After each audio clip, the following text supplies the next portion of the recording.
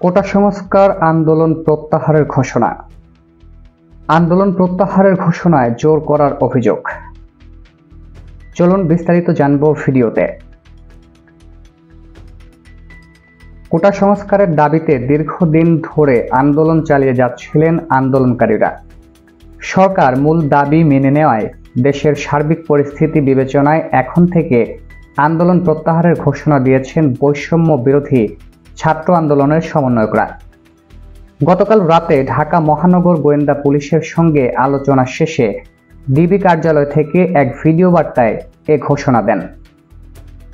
এই সময় এক সংবাদ বিজ্ঞপ্তিতে সই করেন আন্দোলনের সমন্বয়ক নাহিদ ইসলাম, হাসনাত আবদুল্লাহ, আসিফ মাহমুদ, সার্জিস আলম, নুসরাত তাবাসসুম ও মোহাম্মদ আবু বাকের মজুমদার। বিজ্ঞপ্তিতে সমন্বয়করা বলেন, কোটা সংস্কার আন্দোলন ও তার প্রেক্ষিতে অদ্ভুত পরিস্থিতিতে অনেকেই অপ্রত্যাশিতভাবে আহত এবং নিহত হয়েছেন। এছাড়া রাষ্ট্রীয় স্থাপনায় অগ্নিসংযোগ সহ নানা সহিংস ঘটনা ঘটেছে। আমরা এসব অনাকাঙ্ক্ষিত ঘটনার তীব্র নিন্দা জানাই এবং সুষ্ঠু তদন্ত সাপেক্ষে দ্রুত বিচারের দাবি জানাচ্ছি। তারা আরও বলেন, আমাদের প্রধান দাবি ছিল কোটার যৌক্তিক সংস্কার, যা ইতোমধ্যে সরকার পূরণ করেছে। এখন শিক্ষার সুষ্ঠু পরিবেশ নিশ্চিত করার লক্ষ্যে দ্রুত শিক্ষা প্রতিষ্ঠান খুলে দেওয়ার জন্য সরকারের প্রতি জোর আহ্বান জানাই। সার্বিক স্বার্থে আমরা এই মুহূর্ত থেকে আমাদের কর্মসূচি প্রত্যাহার করছি। অপরদিকে আন্দোলন প্রত্যাহারের ঘোষণায় জোর করার অভিযোগ। দাবি আদায় হওয়ায় ও হতাহতের কারণে কোটা সংস্কার আন্দোলনের সব কর্মসূচি প্রত্যাহারের ঘোষণা দিয়েছেন 6 সমন্বয়ক।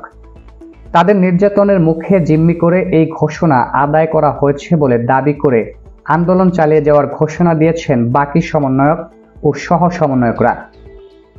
গতকাল আন্দোলন প্রত্যাহারের ঘোষণার বিষয়টি গণমাধ্যমে প্রকাশের পর নিজেদের টেলিগ্রাম গ্রুপে এই দাবি করে বিবৃতি দেন সমন্বয়ক আব্দুল কাদের। এছাড়া কর্মসূচি প্রত্যাহারের ঘোষণা প্রত্যাখ্যান করে আরও বিবৃতি দেন সমন্বয়ক আব্দুল হান্নান মাসুদ, মাহিন সরকার, সহ সমন্বয়ক রিফাত রশিদ, আবদুল্লাহ সালেহীন নয়ন।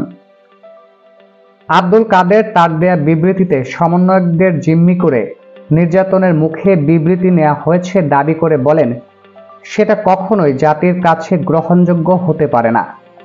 আটককৃত সমন্বয়করা ভয়ভীতির মুখে গোয়েন্দা সংস্থার লিখে দেয়া যে বক্তব্য কেবল রিডিং পড়ে গেছে, আমরা সেই বক্তব্য প্রত্যাখ্যান করছি এবং একই সঙ্গে জোরপূর্বক বক্তব্য আদায় করার মতো সরকারের এমন জঘন্য কাজের তীব্র নিন্দা ও প্রতিবাদ জানাচ্ছি।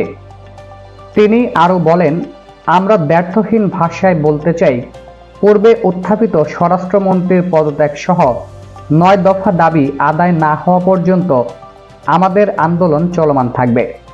দেশবাসীর প্রতি আহ্বান, আপনারাও কোনো প্রকার বিভ্রান্ত হবেন না যে কোটার জন্য সরকার এতগুলো মানুষকে হত্যা করেছে, সেই হত্যার বিচার না হওয়া পর্যন্ত আন্দোলন চলবেই।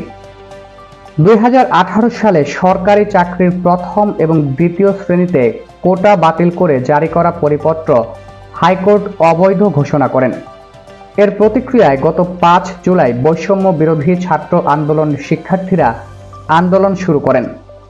টানা আন্দোলনের এক পর্যায়ে দেশের পাবলিক বিশ্ববিদ্যালয়ের সঙ্গে বেসরকারি বিশ্ববিদ্যালয়, স্কুল ও কলেজের শিক্ষার্থীরাও আন্দোলনে যোগ দেন। টানা আন্দোলনের এক পর্যায়ে গত 18 জুলাই সরকারি বিভিন্ন স্থাপনায় আগুন দেয় দুর্বৃত্তরা। ব্যাপক ভাঙচুর হয় রাজধানী সহ দেশের বিভিন্ন স্থানে। পরিস্থিতি সামাল দিতে 19 জুলাই রাতে কারফিউ জারি করে সরকার। বেসামরিক প্রশাসনকে সহায়তায় মোতায়েন করা হয় সেনাবাহিনী।